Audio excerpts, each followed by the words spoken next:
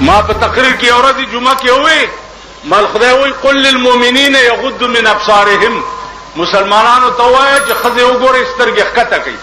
نو یو بوډا سړی ما ته وې ویجی په دې مې عمل کړو زه خو په خزو باندې ورو ختمه څنګه په ورو ختې بیختي ویل خو را روانه وډاله او ما سترګې ښکته کړې چې مې کته په ورټېلا شو.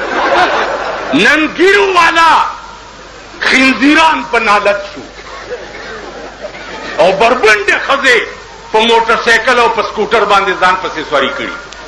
او بیا لاس هغه خزه کم دی چې پاسو درګه زه پورا نقشه درته جوړم او بیا ورته ګورئ شاکا خزه لاس دلته یې ویخی کنا خزه لاس یې کنا ګیری والا دې غلام دین نرانی ولې نه شرم دلی پاکستانا اے ذلیل او رذیل ملکا نن ګیرو والا خنزیران په نالت شو او بربنده خزه په موټر سایکل او په سکوټر باندې ځان پسې سواری کړي. د طالبانو ته وایم یو خو خدای ته وګورئ د پنډاو چرګانو بچو هر چانه سبق مو وایي اول لک تلای چې دا د کمزې ده د رشتہ کمزې سره ده د تعلق چا سره ده د غرغشتو مولانا نه چې چا سبق ویلې ده په خدای قسم هغوی ته په ژوند رسول الله پټ کې را لېږلی. معین الدین حیدر وایي ټول پاکستان کې به اذان په یو وخت کېږي. نو خدای دې کور وران کا چې وران شي کراچۍ او د دې د ټیم څومره فرق دی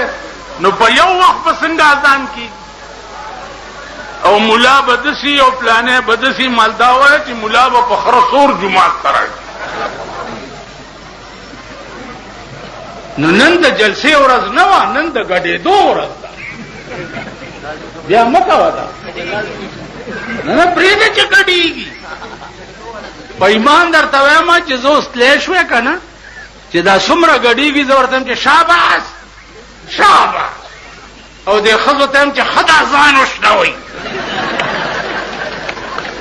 شاباس او د ډرډرو والا ته وایم چې دا سنبی ښې وشنوئ شاباس. نن سبا دا چاته مه وایه